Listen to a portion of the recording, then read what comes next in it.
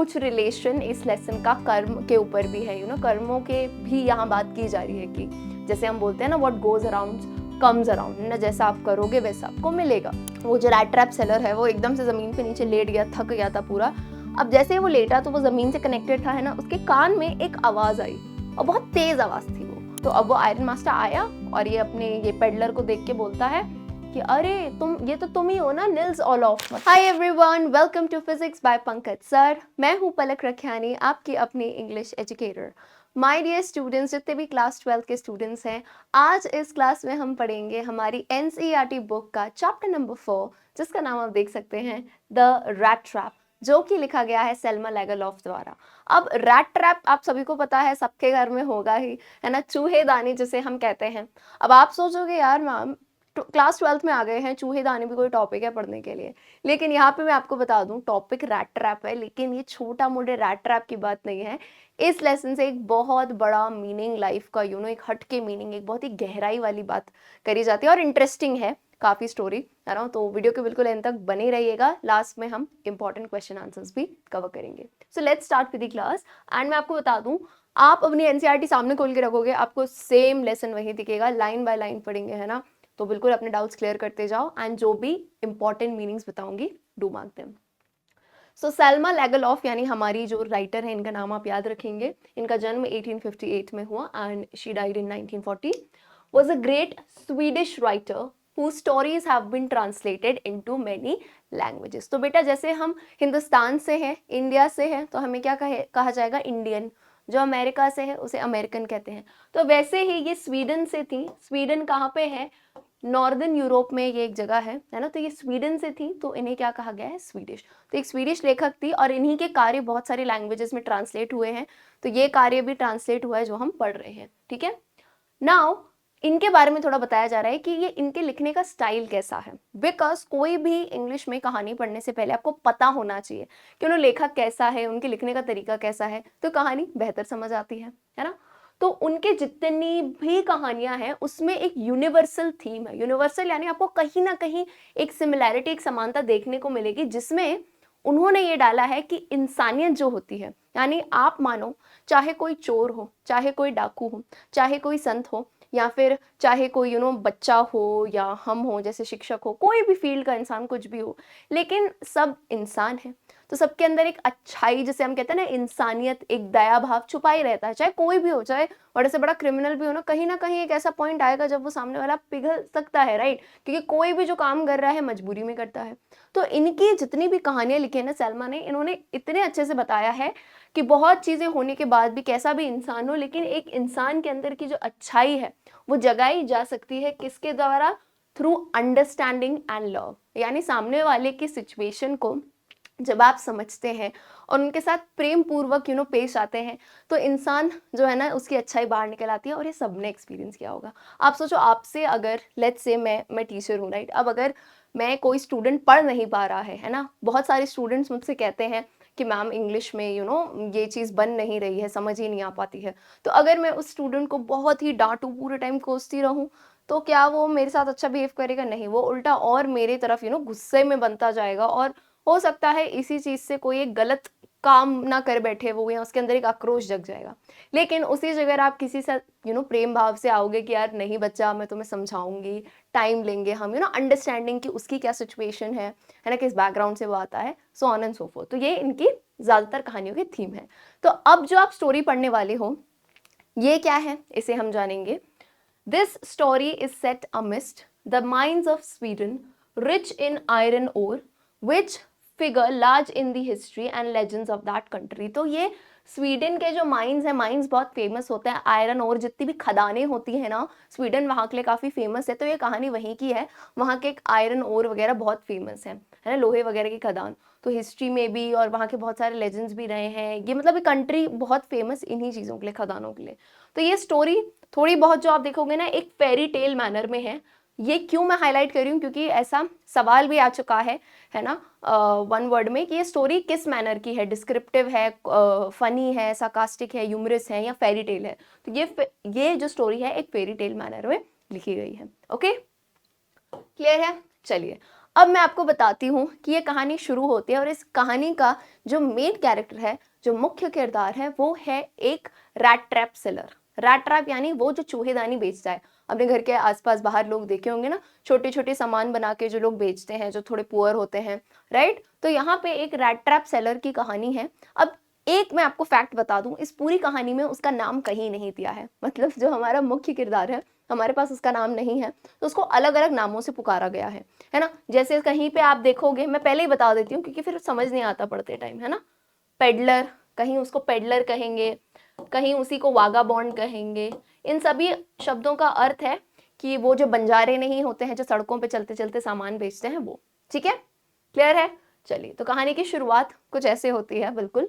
Once upon a time, एक बार की बात है, there was a man who went around selling small rat traps of wire। कि एक आदमी था जो इधर उधर दर दर भटकते, गलियों गलियों में घूमते, क्या बेचता था? रैट ट्रैप्स जो वायर से बने होते थे। ठीक है। He made them himself at odd moments। और ये सब रैट ट्रैप्स उसने खुद ही बनाए थे at odd moments, यानी अलग अलग टाइम पे उसने बनाए थे और बहुत ही अलग तरीकों से, है ना। यानी उसके पास इतने पैसे नहीं थे ऑफ कोर्स कि वो प्रॉपर रैट ट्रैप के लिए सामान खरीद सके।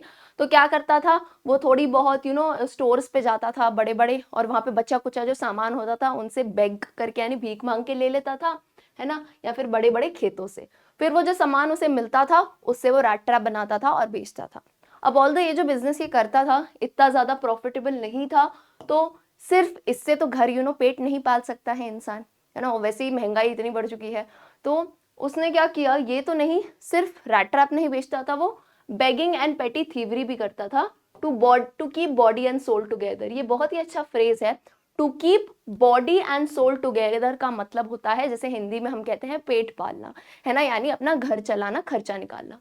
तो रैट ट्रैप बेचने के अलावा बेगिंग यानी भीख भी मांगता था थोड़ी बहुत, और पेटी थीवरी, पेटी मतलब छोटी मोटी चोरियां, मतलब बहुत बड़ा डाका नहीं डालता था, बट छोटी मोटी चोरी, यानी किसी का थोड़ा बहुत खाना कहीं चुरा लिया, थोड़े बहुत पैसे मिल गए वो चुरा लिए, है ना, अपना पेट पालने के लिए। Even so, his clothes were in rags, his cheeks were sunken, and hunger gleamed in his eyes। and बोला इन सब के बाद भी, मतलब रैट ट्रैप बेचना, भीख मांगना, छोटी मोटी चोरी करने के बावजूद भी वो इतना नहीं कमा पाता था। उसके कपड़े रैग्स यानी फटे हुए थे पूरे, है ना, फटे फटे कपड़े जो होते हैं। चीक्स वर संकन, संकन का मतलब होता है गाल ऐसे पूरे अंदर धस चुके थे उसके। And hunger gleamed in his I, hunger यानी भूख, उसकी आंखों में सिर्फ क्या दिखती थी? भूख, यानी इतने टाइम से भूखा है और उसने कुछ बहुत अच्छे से नहीं खाया है और दर दर भटकता रहता है।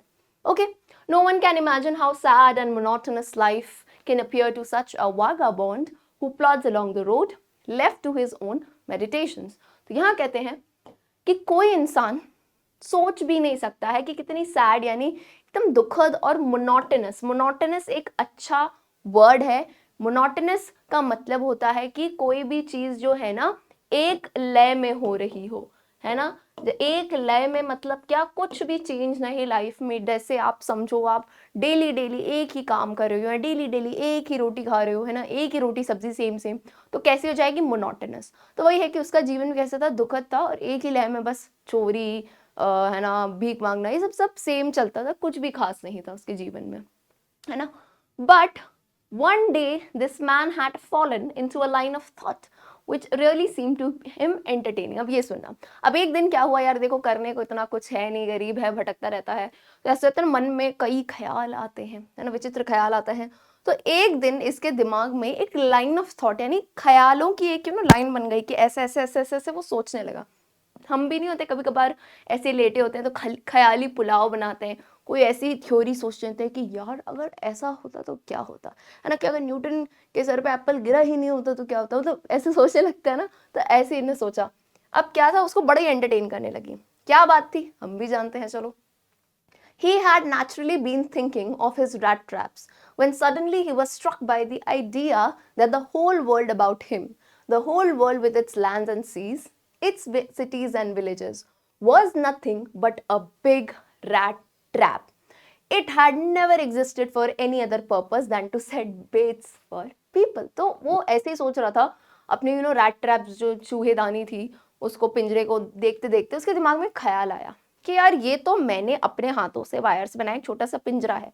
पिंजरे का काम क्या होता है, आप सबने देखा होगा, चूहेदानी जो पिंजरा होता है उसमें क्या करते हैं, आपके घर में, सबके घरों में होगा यार कभी ना कभी किसी पॉइंट पे, तो उसमें क्या करते हैं, देखा होगा मम्मी या पापा क्या करते हैं, उसमें एक छोटी सी जैसे अब वो वैसे फॉरेन में दिखाते हैं चीज लटकाते हैं, खैर हमारे यहाँ तो क्या ही, रोटी होती है, घी की रोटी हो गई या ब्रेड हो गया, है ना, ऐसा लटका देते हैं मस्त सा यहाँ पे, है ना। अब होता क्या है, यहाँ से चूहा आया सूंघते सूंघते, है ना, ये चूहा है, ये किसके लालच में आया, खाने की लालच में, है ना, ये इसके लिए लालच है।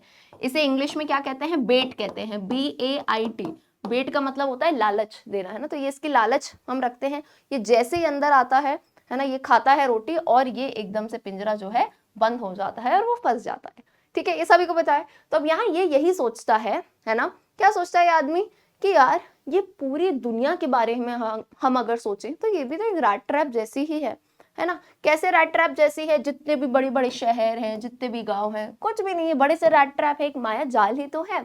It had never existed for any other purpose, कि क्यों ही दुनिया एग्जिस्ट करेगी भाई, हम दुनिया में भटक ही क्यों रहे हैं, क्योंकि हम क्या है ना, इन बेट्स की वजह से, इन बेट्स यानी किसी ना किसी, देखो हर इंसान किसी ना किसी, चाहे इंसान हो जानवर हो, किसी ना किसी लालच की वजह से यहाँ फंसा हुआ है। देखो अब सोचो, गरीब सा आदमी है, कुछ खास पढ़ा लिखा नहीं, लेकिन उसके दिमाग में कैसे कैसे ख्याल आने लगे, है ना, कि ओहो एकदम ही वो चला गया आगे की, एकदम सोचने लगा वो, है ना।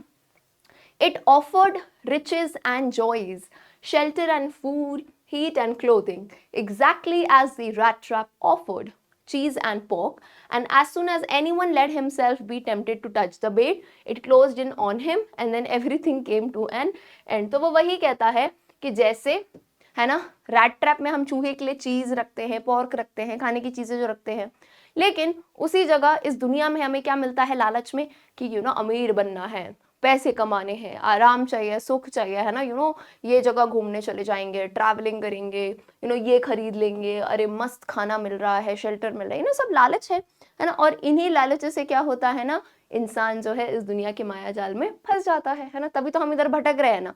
मतलब आप ये चीज सोचो, यहाँ पे जो राइटर्स हैं कहीं ना कहीं कितनी स्पिरिचुअल बात कर रहे हैं। एंड आप एक चीज और देखना, कोई जो इंसान बहुत ही एक्सेसिवली बिजी होता है ना, कोई बहुत बिजी है, पूरे टाइम अपने कामों में व्यस्त है ना, तो वो कहीं ना कहीं इन चीज़ों के बारे में नहीं सोचेगा। लेकिन जो थोड़ा टाइम देता है इंट्रोस्पेक्शन के लिए, तो कहीं ना कहीं देखो इसको कैसे ये ख्याल आ रहे हैं, एंड ये ख्याल बहुत ही स्पिरिचुअल भी है, बिल्कुल I would agree with that. ठीक है, चलिए भाई, तो इसको बड़ा मजा आ रहा था ये सोचने में। अब the world had of course never been very kind to him. अब सही सी बात है ना, यहाँ पे राइटर बताते हैं कि वर्ल्ड यानी ये दुनिया उसके लिए काफी काइंड नहीं थी। नेवर बीन वेरी काइंड का मतलब क्या होगा, क्योंकि इतना गरीब था वो, कुछ भी उसके साथ अच्छा होता नहीं था, है ना, कि ऐसा बिजनेस प्रॉफिटेबल हो जाए, कुछ हो जाए, नहीं, है ना, कोई भी खास उसको जॉय मिलता ही नहीं था। तो कहीं ना कहीं इसने ये उल्टा ही सोच लिया जीवन के बारे में, है ना। It became a cherished pass time of his. Cherished pass time मतलब वक्त गुजारने के लिए, हम बोलते हैं ना टाइम पास जिसे कहते हैं, टाइम पास कुछ नहीं होता है, एग्जैक्ट वर्ड होता है पास टाइम। चेरिश यानी उसको जब फ्री टाइम में उसको ये काम करना बहुत पसंद था। During many dreary ploddings to think of people he knew who had let themselves be caught in the dangerous snare and of others who were still circling around the bait। तो यहाँ पे वो कहता है ड्यूरिंग मैनी ड्रेयरी प्लॉडिंग्स, प्लॉड का मतलब होता है इधर उधर भटकना, है ना, तो वो इधर उधर भटकते भटकते जब जाता है, इस बीच में उसको ये भी ध्यान आता है कि वो लोग जो इस दुनिया के माया जाल में, रैट ट्रैप में फंस चुके हैं। स्नेयर का मतलब होता है जाल, है ना, वो याद करता है कि कैसे इन लालच की वजह से, इन बेट की वजह से वो इस जाल में फंस गए हैं और उसी के अराउंड वो चीज घूमती है। काफी कुछ रिलेशन इस लेसन का कर्म के ऊपर भी है, कर्मों के भी यहाँ बात की जा रही है कि जैसे हम बोलते हैं ना, what goes around comes around, ना, जैसा आप करोगे वैसा आपको मिलेगा। ठीक है, तो वही वाला कॉन्सेप्ट भी है यहाँ पे। अब वन डार्क, अब सुनना कहानी क्या चलती है, देखना, अब यहाँ पे थोड़ा कहानी इंटरेस्टिंग होगी। One dark evening, as he was trudging along the road, he caught sight of a little grey cottage by the roadside, and he knocked on the door to ask shelter for the night। अब इतना गरीब है again, तो इसके पास ऐसा घर वर तो नहीं है, तो भटकता है और हर रात कहीं ना कहीं बना लेता है। तो फाइनली एक शाम के टाइम पे, है ना, बहुत ही अंधेरा सा हो गया था, तो इधर उधर रोड के वहां वो जा रहा था और उसे एक छोटा सा ग्रे कॉटेज दिखा रोड के उस साइड पे। ठीक है, कॉटेज यानी क्या होता है, छोटी सी जैसे घर टाइप आप मान सकते हो, छोटा सा घर, छोटी सी झोपड़ी, है ना, ग्रे कलर का था। एंड उसने वहां पे डोर पे नॉक किया कि रात के लिए शेल्टर मिल सकता है कि नहीं, है ना, कि वो सिर्फ रात के लिए सोचा है। Nor was he refused, nor was he refuse यानी उसे मना नहीं किया गया. Instead of the sour faces which ordinarily met him, the owner, who was an old man without wife or child, was happy to get someone to talk to in his loneliness. अब instead of the sour faces यानी generally क्या होता है, and आप भी देखोगे कोई भी पुअर इंसान हमारे पास आता है किसी हेल्प के लिए तो हम कितना खराब मुंह बना लेते हैं, ऐसा हमें लगता है कि पता नहीं कोई फ्रॉड है या क्या है ना. तो जनरली जब वो जाता था तो लोग ऐसा मुंह बना देते थे, लेकिन इस बार अलग था. जो आदमी रहता था है ना, ओल्ड मैन एक रहता था उस कॉटेज में, उसने जब दरवाज़ा खोला तो उसने जो है ना सिर्फ उसे वेलकम ही नहीं किया, वो बहुत ही खुशी से है ना, वो खुश था कि उसे कोई मिल गया बात करने के लिए, क्योंकि पहले तो वो ओल्ड थे और उनके बीवी बच्चे कोई थे नहीं. तो एक होता है ना जो ओल्ड लोग होते हैं काफ़ी लोनली होते हैं, उन्हें भी कोई चाहिए होता है बात करने को. तो ही वॉज वेरी हैप्पी. ठीक है. Immediately he put the porridge pot on the fire and gave him supper. Immediately यानी तो सोचो वो जो आया था ना, ये पेडलर जो है हमारा, ये जो हम जिसके ऊपर स्टोरी है उसे हम पेडलर कहेंगे. ठीक है. पेडलर यानी बंजारा जो इधर उधर घूमता है और चीज़ें बेचता है. तो जिस ओल्ड मैन के घर वो गया उसने फटाफट से पॉरेज पॉट, पॉरेज बेसिकली क्या होता है बेटा, जैसे अपने आप इंडिया में दलिया खाते हैं ना, दलिया खिचड़ी, तो वैसे यहाँ पे पॉरेज होता है. तो पॉरेज पॉट वो जो है ना, उसने वो कढ़ाई रख दी किस पे, फायर पे, आग पे, और गेव हिम सपर, सपर यानी डिनर है ना, उसको डिनर दिया. Then he carved off such a big slice from his tobacco roll that it was enough for both the strangers pipe and his own.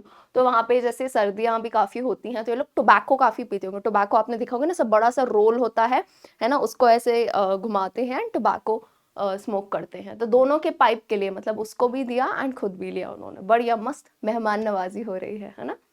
Finally he got out an old pack of cards, और cards यानी बल्ले पत्ते खेल रहे थे दोनों है ना, and played mjolis with his guest until bedtime. Mjolis basically वहाँ के किसी गेम का नाम है ना, जो कार्ड्स में जैसे अपन खेलते नहीं है, 3 पत्ती खेलते हैं या फिर ऊनो कार्ड्स हो गए, तो वैसे मेजोलिस गेम होगा, वो इन लोगों ने खेला. ठीक है भाई, स्वीट सी बात चल रही है बड़ी यहाँ पे. The old man was just as generous with his confidences as was with his porridge and tobacco. यानी वो जो आदमी था, जो बूढ़ा आदमी था, उसने एक तो पॉरेज और टोबैको तो बढ़िया अच्छे से खिलाया, and he was very generous, बहुत ही काइंड थे वो है ना. The guest was informed at once that in his days of prosperity, his host had been a crofter at Ramsjo Iron Works and had worked on the land. तो अब वो बूढ़ा आदमी क्या बताता है, कहानी को ध्यान से सुनना क्योंकि आगे ये डिटेल काम आएगी. तो वो बताता है कि in his days of prosperity, prosperity का मतलब होता है जब उनके अच्छे दिन हुआ करते थे. वो ओल्ड आदमी जब अब तो ओल्ड हो गए हैं, रिटायर हो गए हैं, पहले जब काम किया करते थे तो वो बताते थे कि वो जो है ना रैम्सजो आयरन वर्क में है ना, मैंने जैसे आपको बताया था कि वहाँ जो लोहे की खदान वगैरह बहुत फेमस है वहाँ के, तो वहाँ पे वो जो है ना एक क्रॉफ्टर रह चुके थे है ना. His host had been a crofter. जो क्रॉफ्टर थे ना वहाँ के, उनको भी उन्होंने होस्ट किया, यानी वो भी इनके घर आए थे. क्रॉफ्टर क्या होता है बेसिकली, कोई भी जो भी मैदान होता है, लैंड होता है या बाड़ा जिसे हम कहते हैं, उसका जो ओनर होता है वहाँ पे, जैसे अब आयरन वर्क्स तो पूरी फैक्ट्री है, उसके जो ओनर है उनके वहाँ पे वो काम करते थे. कौन काम करते थे, यही ओल्ड आदमी ये बता रहा था. तो बता रहा था कि जैसे आज तुम मेरे घर आए हो ना, तब रैम्सजो आयरन वर्क्स के जो क्रॉफ्टर हैं वो भी, उनको भी मैंने होस्ट किया, वो भी मेरे घर आए थे है ना. ऐसा वो बताता कि मैं पहले वहाँ काम किया करता था. तो now that he was no longer able to do day labour, अब वो कहता था कि अब तो मैं बूढ़ा हो गया हूँ तो मैं डे लेबर तो कर नहीं सकता हूँ है ना, मजदूरी वाले काम. तो it was his cow which supported him. तो अब उनको उससे जो कमाई मिल रही है किससे, उनकी गाय से है ना. जो गाय हैं वो जो है चीज़ और दूध वगैरह देती हैं, तो उससे उनकी कमाई बहुत बढ़िया हो जाती है. She could give milk from the creamery every day, बोला हर दिन देती है वो दूध. एंड लास्ट मंथ उसने बताया कि सोचो लास्ट मंथ मेरी कितनी कमाई हुई है, all of 30 kronor in payment. ये बात ध्यान से सुनना. क्रोनोर क्या होता है, जैसे बेटा इंडिया में, इंडिया की करेंसी क्या है, पैसे की करेंसी है ना, क्या बोलते हैं हम, रुपीज होती है ना. जैसे यूएस में यूएस डॉलर है, तो वैसे ही ये जगह कौन सी है, कहाँ की कहानी है, स्वीडन की. तो स्वीडन की करेंसी को कहते हैं क्रोनोर है ना. क्या कहते हैं, क्रोनोर. तो वो बता रहे थे उनकी पिछले महीने कितनी कमाई हुई थी, 30 क्रोनोर मिले थे.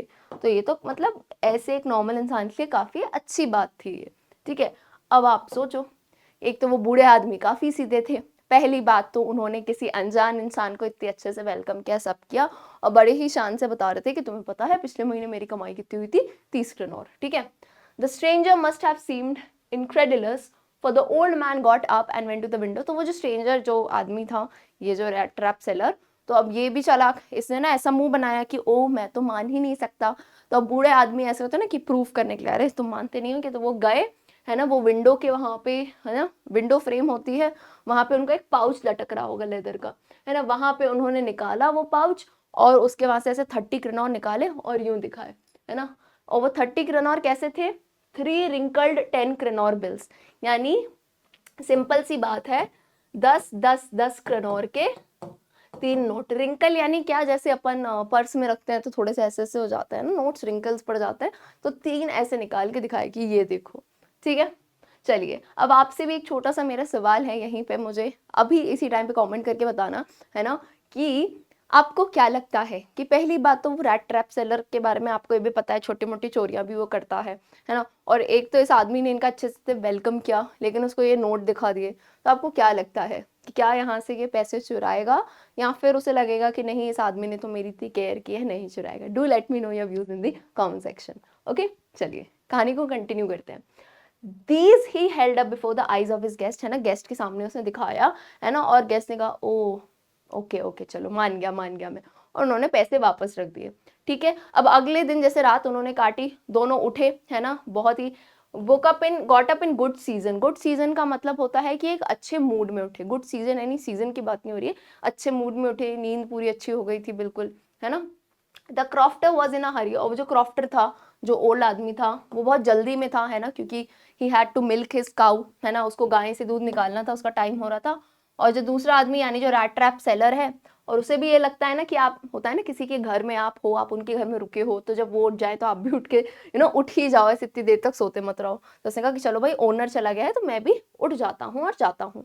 सो दोनों ने ही कॉटेज सेम टाइम पे लीव किया, यानी दोनों ही निकल चुके थे, ठीक है। The crofter locked the door and put the key in his pocket. क्या किया क्रॉफ्टर ने दरवाजे, है ना, लगाया, and put the key in his pocket, और चाबी अपने पॉकेट में डाल ली। The man with the rat trap said goodbye and thank you and thereupon each went his own way, यानी कुछ नहीं, सिंपल सा हुआ, दोनों ने गुड बाय कहा, थैंक यू कहा, उसने वो चला गया, ठीक है। चलिए, तो मैंने, आई होप आपने मेरे सवाल का आंसर दे दिया हो, क्योंकि अब सस्पेंस खुलने वाला है।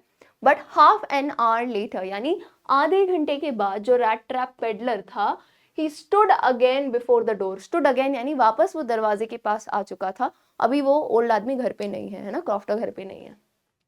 He did not try to get in however, तो वो घर के अंदर नहीं घुसना चाह रहा था। उसने क्या किया? He only went up to the window, smashed a pane stuck in his head and got hold of the pouch with the 30 क्रेनोर। तो नहीं, उसने घर में घुसने की कोशिश नहीं की, क्योंकि भाई उसको पता है माल कहाँ है ना, दिखा दिया था कल रात में उस आदमी ने। तो वो गया, विंडो पेन जो होती है, विंडो को ऐसे ऐसे स्मैश किया, तोड़ा विंडो को, वो पाउच, है ना, हाथ में लिया और 30 क्रेनोर पैसे निकाले, है ना। He took the money and thrust it into his own pocket, और अपनी पॉकेट में थ्रस्ट, यानी ऐसे नहीं, अब यार चोरी कर रहे हो तो धीरे धीरे तो नहीं करोगे, तो जल्दी से उसे निकाला, फटाफट से पॉकेट में पैसे डाल दी। देन ही हंग द, वापस उसने लेदर पाउच बहुत ही ध्यान से वहीं रख दिया एंड चला गया। As he walked along with the money in his pocket, he felt quite pleased with his smartness. So वो जैसे ही वो वॉक करके जा रहा था, बड़ी खुशी से जा रहा था, कि अरे यार मैं कितना स्मार्ट हूँ, क्या मस्त चोरी कर ली है मैंने, है ना। खुद ही की वाहवाही उसके मन में हो रही थी, मन में बहुत ही खुश हो रहा था, 30 क्रेनोर मिल गया यार एक ही बार में। He realized of course that at first he dared not to continue on the public highway. अब क्या हुआ? अब उसने सोचा कि इसने चोरी करी है, तो उसने सोचा कि रोड पे तो जा रहा है लेकिन पब्लिक हाईवे से नहीं जाएगा।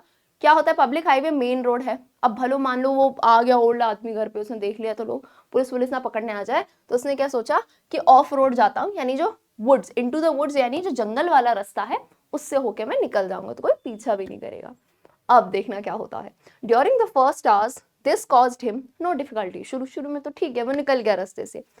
Letter in the day it become worse. अब धीरे धीरे जैसे ही दिन ढलता जा रहा था, वर्स यानी उसके लिए और बुरा होता जा रहा था।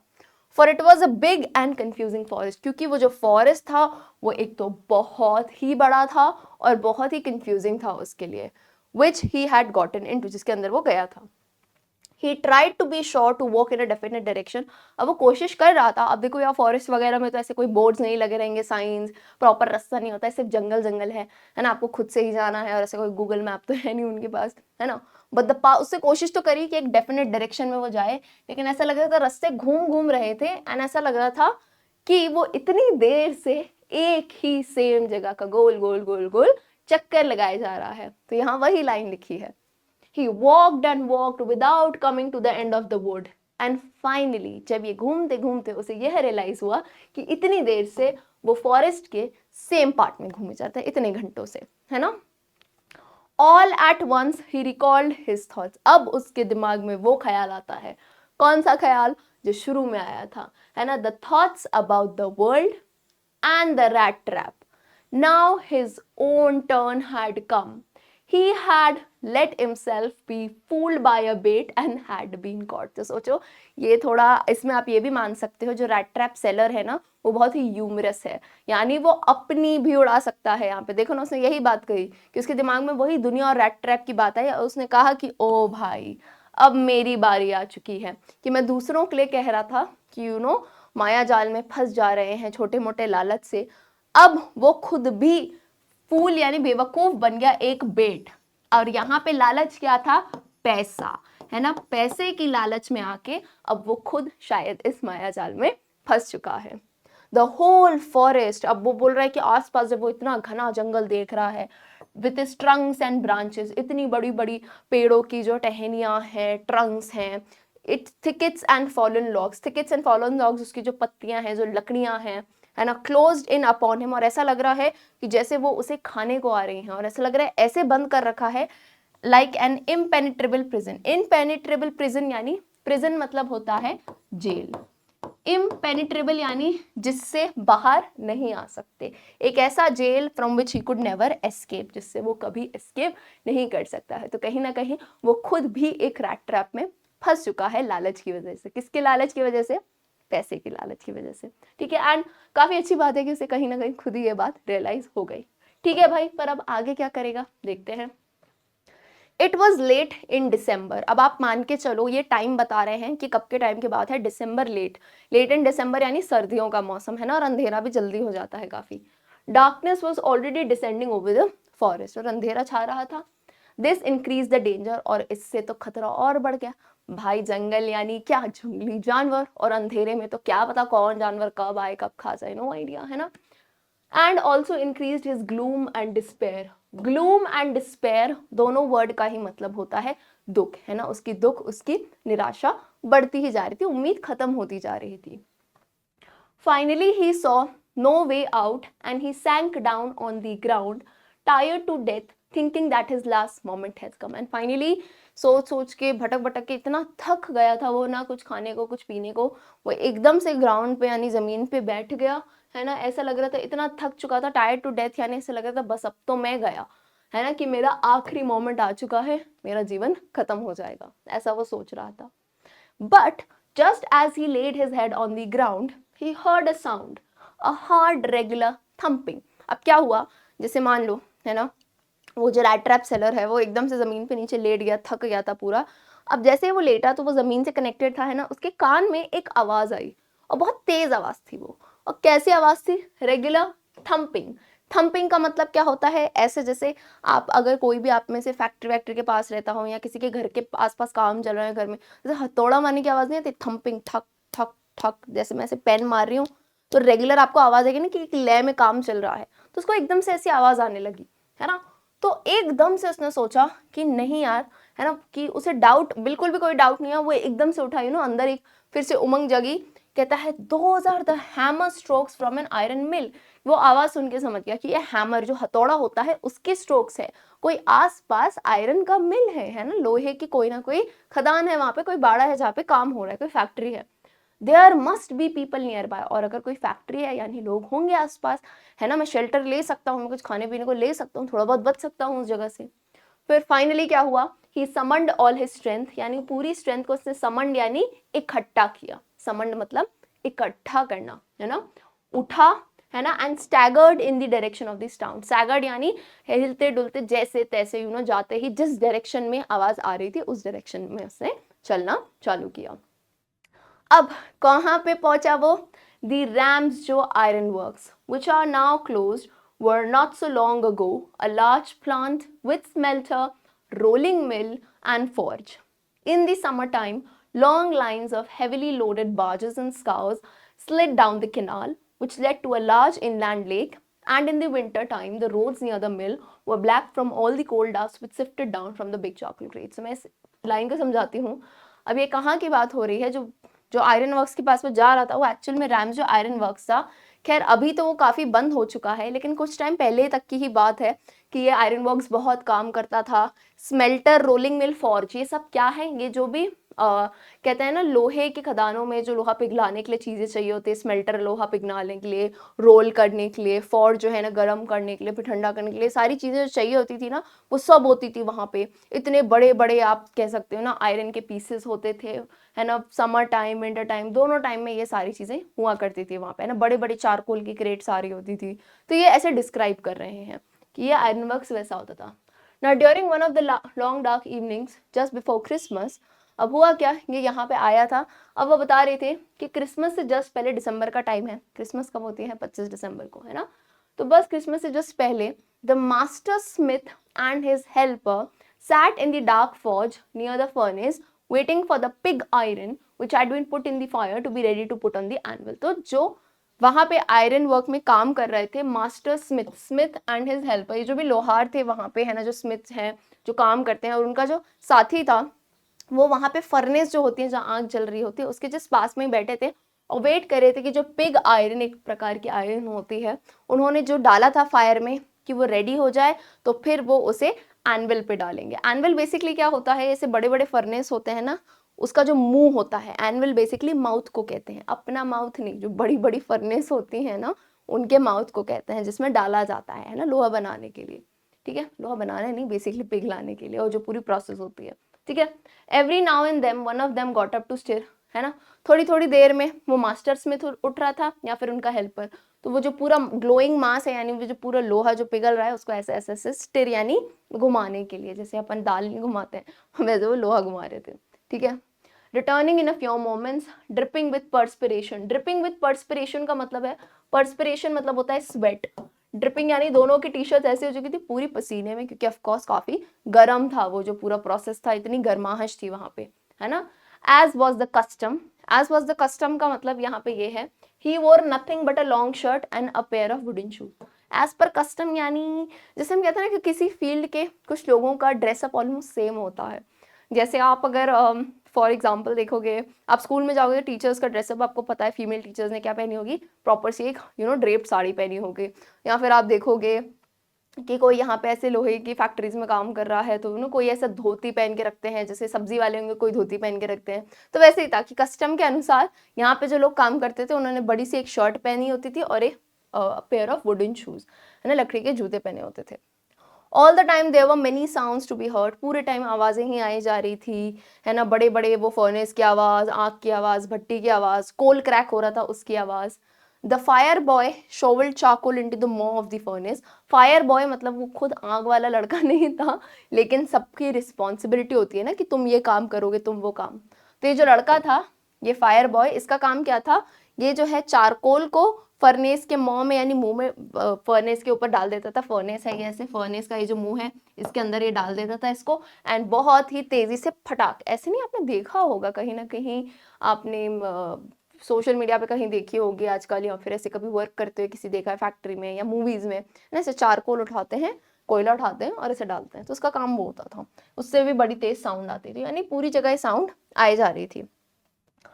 अब क्या होता है, इट वॉज प्रोबेबली, अब ये क्या है ना, on account of all this noise, इतनी आवाज़ों इतनी शोर के चक्कर में वो जो ब्लैक स्मिथ था यानी जो लोहार था उसने ध्यान ही नहीं दिया कि कोई आदमी दरवाज़ा खोल के आया है, फॉर्ज में बैठा है ना, उसने ध्यान ही नहीं दिया। पर जब वो जो रैट ट्रैप पेडलर है थोड़ा और पास आया फर्नेस के, गर्माहट लेने के लिए, सर्दी का मौसम था, तब उसका ध्यान गया। लेकिन ब्लैक स्मिथ जो था वहाँ का लोहार, उसने ज़्यादा ध्यान नहीं दिया। क्यों? क्योंकि यार नॉर्मल बात है, इन जगहों पे गरीब लोग रहते हैं, गरीब लोग थोड़ा इतनी सर्दी में पनाह लेने के लिए आ जाते होंगे, तो इन लोगों को ज़्यादा भाव नहीं दे देते, ठीक है आएगा थोड़ी देर में, सुबह तक चला जाएगा, ज़्यादातर शेल्टर लेने आते हैं लोग। तो surely it was nothing unusual कि पुअर वागाबॉन्ड जो होते हैं, गरीब गरीब लोग भटकते रहते हैं, आते हैं रात में क्योंकि इतनी गर्माहट होती है तो लोग आ जाते हैं, ठीक है, सोने के लिए एक रात वहाँ पे, ठीक है। ब्लैकस्मिथ ने ज़्यादा ध्यान नहीं दिया, है ना, एंड यही वाली चीज़ चलने लगी। फिर अब देखना यहाँ पे the tramp did not say anything, कुछ भी नहीं बोला, कुछ भी बात करने नहीं आया, अपने आप को गर्म किया, बस। अब यही रैम्सजो आयरन वर्क्स के बारे में बताया जा रहा है। अब क्या हुआ, रैम्सजो आयरन वर्क के जो ओनर थे, है ना, जो मेन थे, जिन्हें हम कहते हैं, आप कह सकते हो वहाँ के आयरन मास्टर जो थे, है ना। अब क्या होता है ना, चेकिंग करने आता है, जिनकी खुद की वो होती है ना, आप कह सकते हो बिजनेसमैन जो होते हैं, है ना, खुद का उनका आयरन वर्क है पूरा, तो वो हर रात ऐसे नहीं ड्यूटी एक चेक करने आते हैं, इंस्पेक्शन करने आते हैं कि काम सही से चल रहा है कि नहीं। तो अब क्या हुआ, शायद किस्मत की बात है या क्या कह सकते हो, कि जिस दिन वो रैट ट्रैप पेडलर यहाँ पे आया था उसी दिन इंस्पेक्शन डे था उनका, है ना। तो नेचुरली वो आए, अंदर आए, उन्होंने देखा, बट सबसे पहली चीज जब वो अंदर आए तो उन्होंने किसे देखा, the tall ragamuffin who had eased his way so close to the furnace. यानी रागा मफिन किसे कहा गया है यहाँ पे, यही रैट ट्रैप पेडलर को, है ना, रैट ट्रैप पेडलर को, ठीक है। ये जो हमारा रैट ट्रैप पेडलर या सेलर है उसी को उन्होंने देखा और क्या कहा कि अरे भाई ये इतना पास यहाँ पे लेटा हुआ है ना। अब यार ओनर कोई होगी ना परवाह की, कौन तीसरा इंसान आके हमारी जगह पे आ रहा है, बैठा हुआ है ना। तो अब the iron master did not follow the example of the blacksmith who had hardly deigned to look at the stranger. तो अब आयरन मास्टर तो ध्यान देगा ना, वो तो पूछताछ करेगा, आप कौन हो, क्यों आए हो यहाँ पे, इंस्पेक्शन करने आए हैं। वो उनके पास गया, उसे बहुत ही केयरफुली देखा, है ना। Then tore off his slouch hat to get a better view. Tore off यानी उसने जो ऐसी हैट पहनी होगी उसको हटाया कि चेहरा ध्यान से देख सके कि कौन आया है, ठीक है। बट ऑफ कोर्स अब एकदम से वो आयरन मास्टर क्या बोलता है वहां का, but of course it is you Nils Olof, he said. How you do, how do you look? The man with the rat traps had never been seen before the iron master at Ramsjo and did not know even what was his name. तो अब वो iron master आया और ये अपने ये peddler को देख के बोलता है कि अरे ये तो तुम ही हो ना, निल्स ओलॉफ, मतलब कोई पहचान का होगा उनके, ऐसा कहता है, तुम कैसे दिख रहे हो, है ना। अब यहाँ पे पेडलर बौखला गया, कहता है मैंने तो इस आदमी को कभी, मतलब ऐसे मन में सोच रहा होगा वो कि मैंने तो इस आदमी को कभी देखा ही नहीं है ना, मैं रैम्सजो आयरन वर्क कभी आया हूँ, तो बोला पता नहीं कौन है। लेकिन उसे ये तो समझ आ गया कि ये कोई पहचान का है ना। But it awkward to him that if fine gentleman thought, उसको शायद लगा कि वो कोई ओल्ड एक्वेंटेंस यानी पुराने पहचान का है। तो अब ये सेलर जो है, ये पेडलर है, ये कम चालाक नहीं था, है ना। इसे लगा कि अगर मैं कोई पहचान का हूँ तो शायद ये मुझे थोड़े बहुत पैसे दे देगा, है ना, सोचेगा कि मेरा अब हाल बुरा है, कुछ बुरा हुआ होगा। तो इसने क्या किया, ये इतना चालाक है, इसने कहा कि मना नहीं किया और ये भी मामू बनाने लगा, है ना। खुद निल्स ओलॉफ नहीं है ये, है ना, ये तो रैट ट्रैप बेचता है। लेकिन इसने सोचा कि एक अमीर आदमी ने पहचाना है कि मैं कोई पहचान का हूँ पुराना, और चेहरा भी पूरा काला काला हो रखा होगा ऐसे गरीब सा। तो उसने कहा कि हाँ भगवान क्या करे, अब मेरे साथ चीजें इतनी बुरी हो गई। अब इसकी एक्टिंग चालू हो गई, किसकी, पेडलर की, है ना। He said you should not have resign from the regiment said the iron master. तो जो आयरन मास्टर है, जो ओनर है, वो क्या कहता है कि अरे सर आपको जो है ना रेजिमेंट से रिजाइन नहीं करना था। यानी ये कहीं ना कहीं आर्मी वाले लोग हैं, है ना, कि आप तुमने रिजाइन क्यों किया। अब इसको खुद तो कुछ पता नहीं है, सामने वाले बोलता है तो आप यूं नहीं बात बनाने लगते हो। कहता है हाँ मेरी गलती हो गई, ऐसे मतलब झूठ झूठ ये बातें कर रहा है कि हाँ हाँ मुझे ऐसा नहीं करना चाहिए था, ठीक है। If only I had still been in the service at the time, बोलता है कि हाँ काश आज भी मैं सर्विस कर रहा होता तो मेरे इतना बुरे दिन नहीं आता, है ना। अब वो आयरन मास्टर क्या कहता, आयरन मास्टर कहता है कि of course you will come home with me, कि चलो मेरे साथ घर चलो। क्योंकि आयरन मास्टर बेचारा क्या सोच रहा है कि ये तो मेरे कोई पहचान वाला इंसान है, तो कहता है चलो चलो मेरे साथ घर चलो, टू गो अलॉन्ग। अब इसने क्या सोचा कि do go along up to the manor house and be receive by the owner like an old regimental comrade, that however did not please the tramp. तो उसे लगा कि यार मैं इसके घर जाऊं, पर क्यों जाऊं, मतलब ये तो खुद ही ना अपने पैर पे कुल्हाड़ी मारना है कि ये पहले क्या रह चुका है, एक ओल्ड रेजिमेंटल कॉमरेड, यानी आर्मी से इसका रिश्ता रह चुका है, और मैं ठहरा चोर। अभी ही उसने पास इसी गांव में जो है ना चोरी करी थी, है ना, वो 30 किलो चुराए थे। बोला इसके घर चला जाऊंगा तो प्रॉब्लम हो जाएगी, खुद ही जाल में फंस जाऊंगा, ठीक है। तो इसने क्या बोला, no I couldn't think of it, कि नहीं नहीं मैं तो नहीं चला पाऊँ, मैं नहीं जा पाऊंगा, है ना, उसे वो 30 टन और याद आने लगे चोरी किए हुए, कि है ना, कि ऐसा लग रहा है ना लायंस डेन में खुद ही जाना, है ना, वॉलंटरी वॉक, यानी अपने पैर पे कुल्हाड़ी मारना या शेर के पिंजरे में खुद ही जाने जैसा हो जाएगा। सो ही ओनली वांटेड अ, वो तो सिर्फ क्या चाह रहा था कि वो उस जगह पे सिर्फ रात भर सो जाए, है ना, और अगले दिन चला जाए जितना जल्दी हो सके, है ना।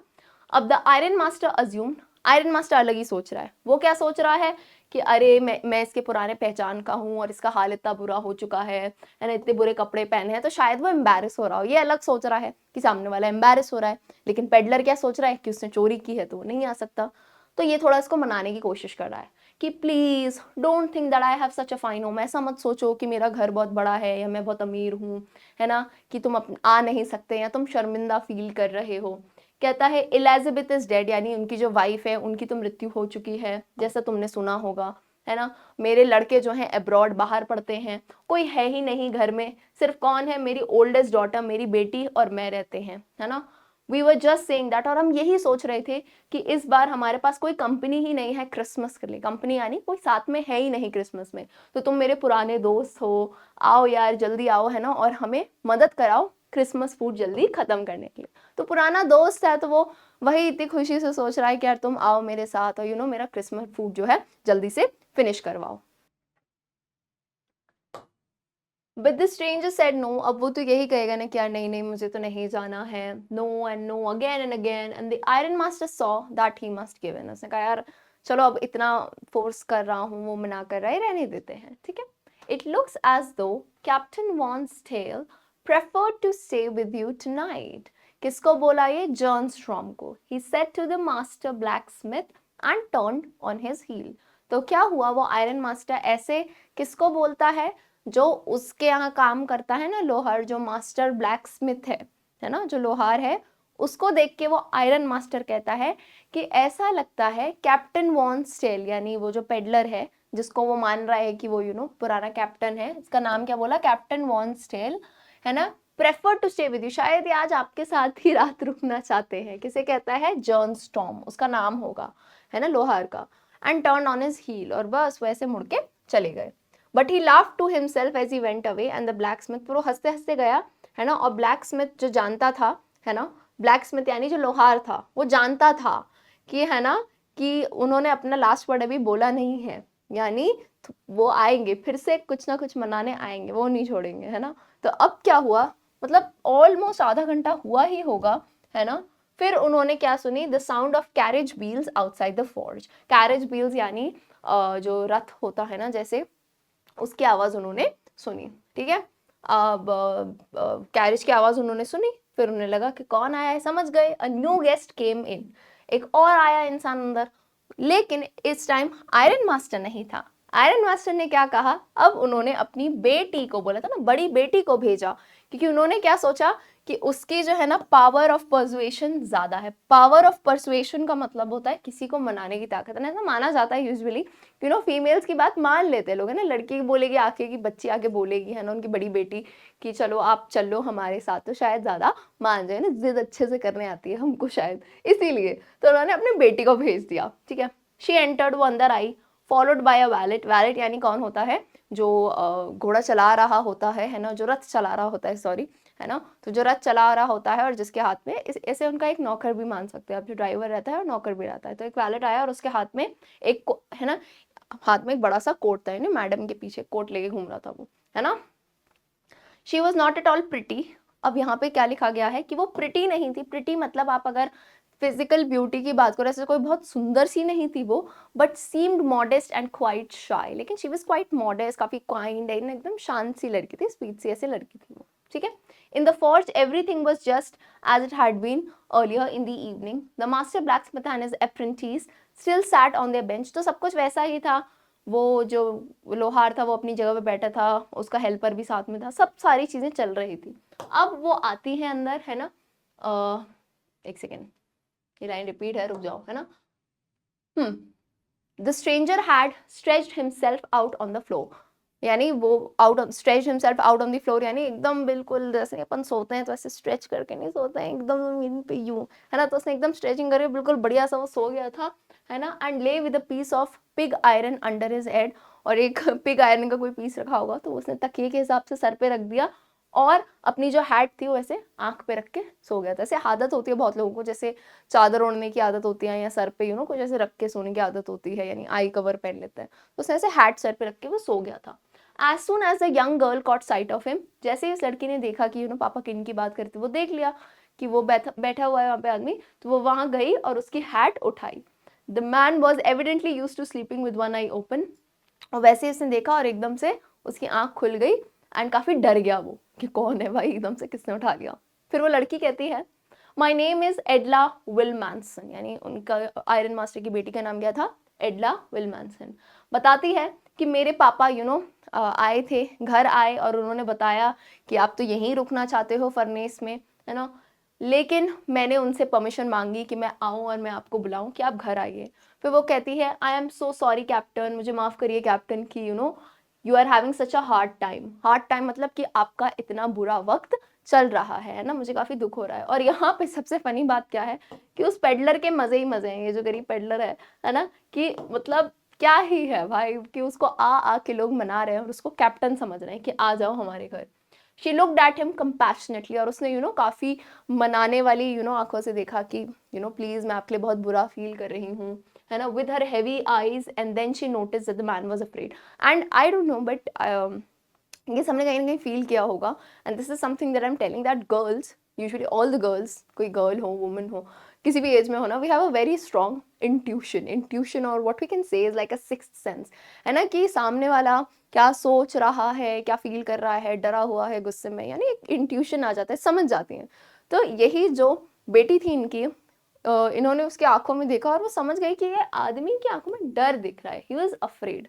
तो अब इसने दिमाग में दो चीजें सोची, क्या आइदर ये हैज स्टोलन समथिंग, या तो ये इसलिए डर रहा है, एक ऐसा डर है कि इसने शायद कुछ चोरी करी है, या फिर he has escaped from jail, या फिर ऐसा हो सकता है कि ये जेल से भाग के आया है, ऐसे मतलब उनके आंखों का डर यही बता रहा था। She thought and added quickly, फिर इसने कहा you may be sure captain that you will be allowed to leave just as freely as you came. तो वो एकदम अश्योरिटी देती है कि देखिए आप चिंता मत करिए, जितना फ्रीली आप यहाँ आए हो उतना ही फ्रीली हम आपको जाने देंगे, हम आपको रोक के नहीं रखेंगे ज़्यादा देर, है ना। सिर्फ हम आपसे रिक्वेस्ट करते हैं कि आप क्रिसमस ईव पे रुक जाइए और हमारे साथ जो है ना क्रिसमस फूड खाइए एंड क्रिसमस हमारे साथ मनाइए ना, क्रिसमस ईव तक रुकिए, फिर आपको हम एक भी सेकेंड नहीं रोकेंगे, आप जा सकते हैं, है ना, आपको जब लगे आप जा सकते हैं। शी सेड दिस, और उसने ये बात इतनी अच्छे से बोली कि जो रैट ट्रैप पेडलर था उसको बड़ा ही कॉन्फिडेंस लगा कि हाँ यार सही तो बोल रही है, ये जा सकता हूँ, है ना। फिर बड़े ही मतलब देखो लड़की ने मनाया, मान गए। वो कहता है rat trap peddler, it would never have occurred to me that you would bother with me yourself miss, कि अरे ऐसा तो नहीं है, आप मुझे परेशान नहीं कर रहे हो बिल्कुल, है ना, मैं तो बड़ी खुशी से आऊँगा, है ना, मैं तो बिल्कुल, आप एक बार में बोल रहे हो, मैं एक बार में चल देता हूँ आपके साथ, ठीक है।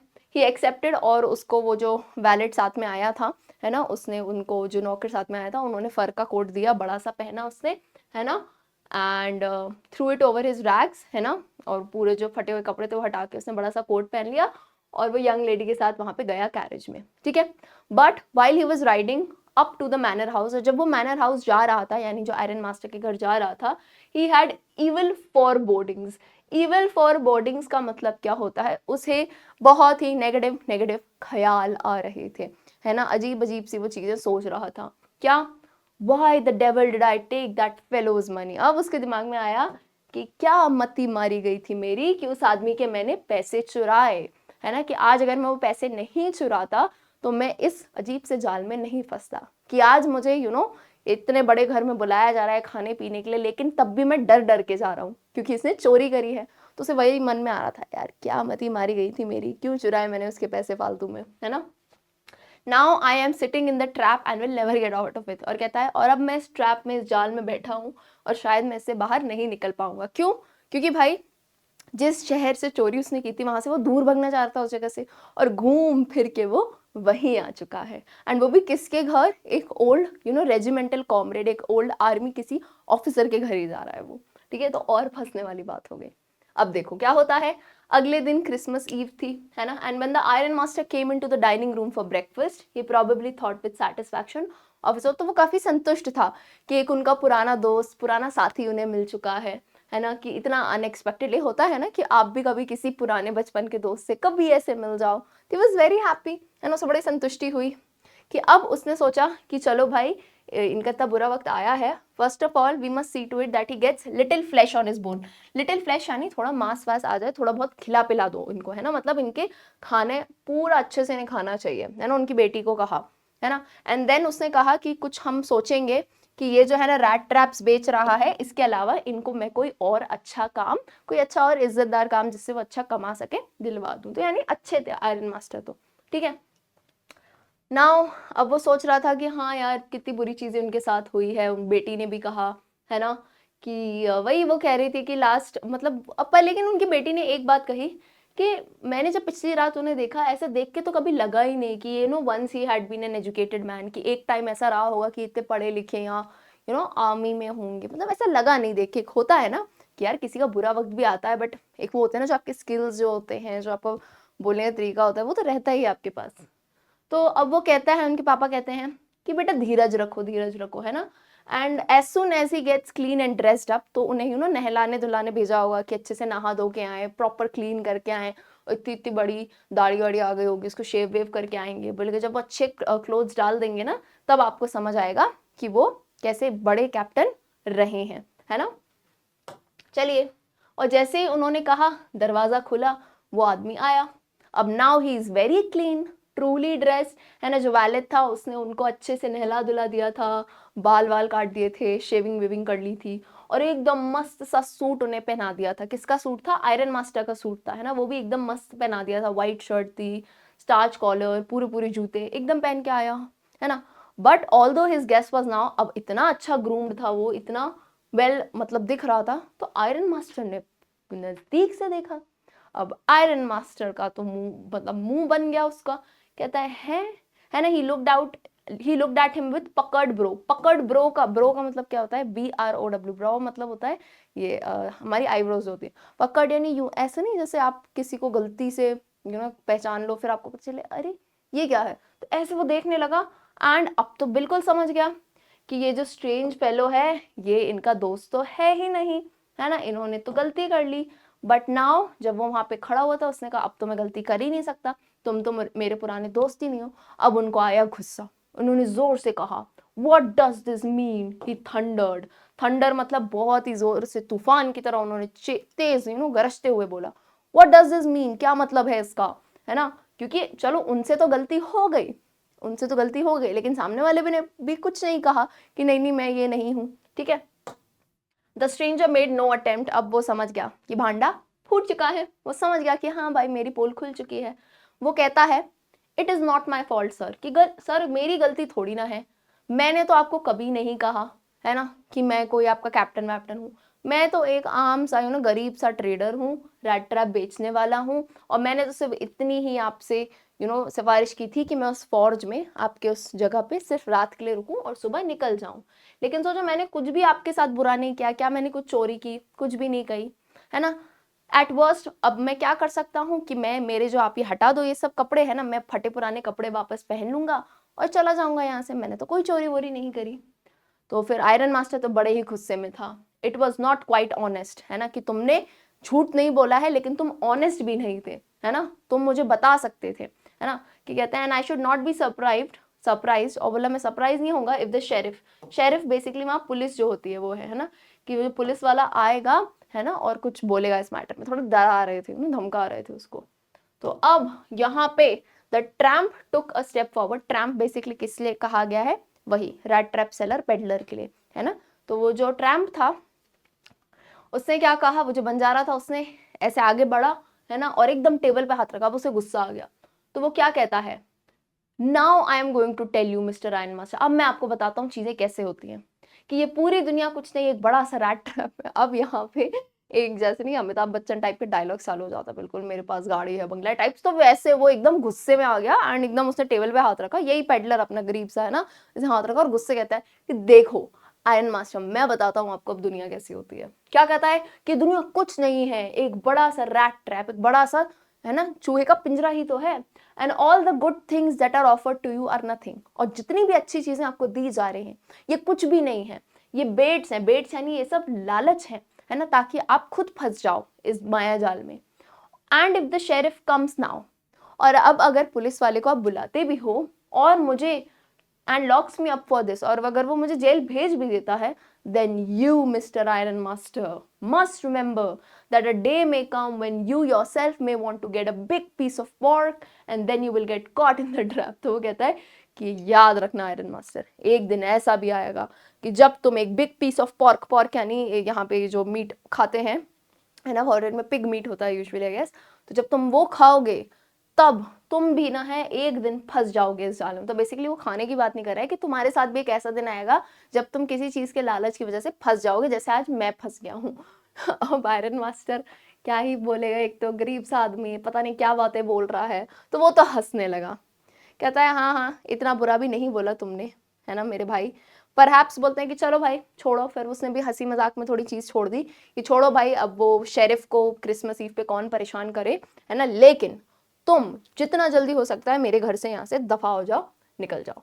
अब जैसे ही वो जा रहा था पेडलर घर से बाहर, है ना, एकदम से उनकी बेटी आई, है ना, I think he ought to say with us today, I don't want him to go, है ना, और वो गई और एकदम से उसने दरवाजा बंद कर दिया, है ना। वो कहती है आई थिंक ही ओ टू, बेटा ओ टू OUGHT इसका मतलब होता है शुड, है ना, इसका मतलब क्या होता है शुड, दोनों का मतलब एक ही है, O टू और शुड। तो वो कहती है कि मुझे लगता है इन्हें हमारे साथ आज रुकना चाहिए, मैं नहीं चाहती हूँ कि ये जाए। तो अब उसके पापा को तो और गुस्सा आ गया, क्या बोलते हैं, what in the world are you doing, बोला कर क्या रही हो तुम, है ना। द डॉटर स्टूड देयर, बहुत शांत थी, बहुत एम्बैरेस हो गई थी वो कि यार क्या बोलूं अब, मतलब वो समझा नहीं पा रही थी अपने इमोशंस।